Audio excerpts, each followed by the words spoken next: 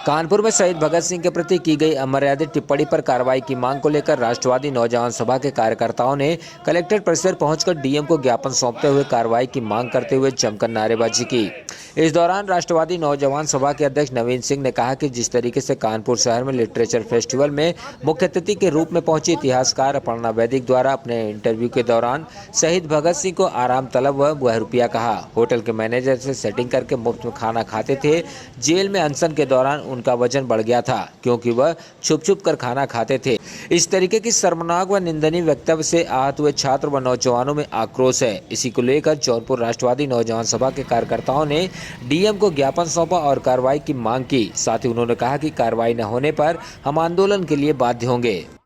ज्ञापन दिया है डीएम साहब को, क्या मामला है? यह कानपुर शहर में लिटरेचर फेस्टिवल कार्यक्रम था जिसमें मुख्य वक्ता के रूप में तथाकथित इतिहासकार अपर्णा वैदिक थी, जिनका साक्षात्कार ईशान शर्मा कर रहे थे, जिसमें उन्होंने शहीद आजम भगत सिंह के ऊपर जिस तरीके से टिप्पणी किया है, पूरा देश का प्रत्येक नागरिक उससे आहत है और उसको लेकर आज राष्ट्रवादी नौजवान सभा एक ज्ञापन डीएम साहब को दिया गया है कि जो लोग भी इस तरीके का बयानबाजी किए हैं उनके खिलाफ सरकार से भी हम लोगों ने मांग किया है जिलाधिकारी महोदय के माध्यम से उनके खिलाफ सख्त से सख्त कार्रवाई हो और इस तरीके का कोई भी भाषा हिंदुस्तान में जो लोग भी अपने शहादत देकर इस देश को आज़ाद कराए हैं उनके खिलाफ कोई भी दोबारा बयानबाजी न दे सके। किसके बैनर तले ये आज विरोध प्रदर्शन किया गया? राष्ट्रवादी नौजवान सभा। आपका नाम? नवीन सिंह। क्या है आप? मैं अध्यक्ष हूँ राष्ट्रवादी नौजवान समाज संगठन का। आप प्रमोद जी, आज ये कैसा आप लोगों ने प्रदर्शन किया है और विरोध किया है, किस चीज़ का?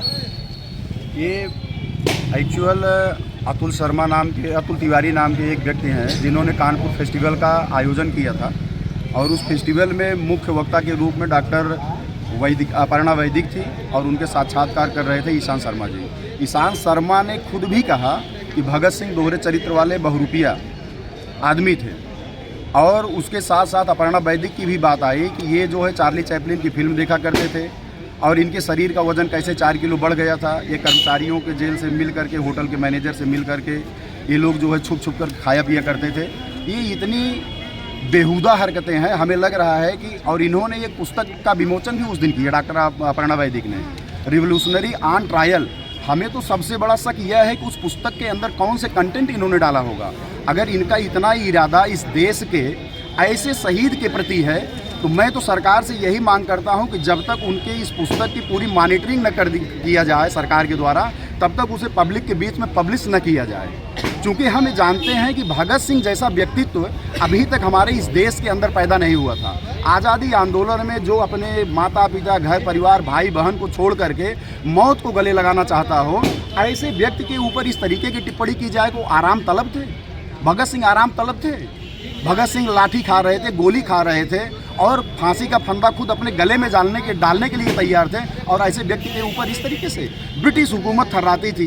24 मार्च 1931 को उनको फांसी की सज़ा दी गई थी और सरकार इतनी घबरा गई थी कि 23 मार्च को ही दे दिया गया।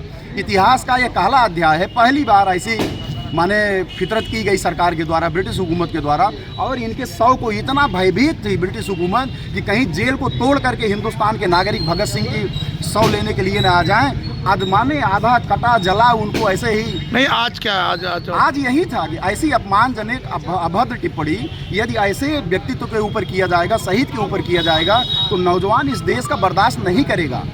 भगत सिंह के सामने शहीदी, अगर कार्रवाई नहीं होती है उनके ऊपर तो क्या कार्रवाई नहीं होती तो हम लोग सड़क पर उतरेंगे, आंदोलन करेंगे, मुख्यमंत्री से मांग करेंगे, राष्ट्रपति से मांग करेंगे। और हम संगठन की तरफ से यह भी मांग करते हैं कि भगत सिंह जैसे विराट व्यक्तित्व को, नेताजी सुभाष चंद्र जैसे व्यक्ति को भारत रत्न मरणोपरांत मिलना चाहिए। अभी आप किसको देते हैं भारत रत्न?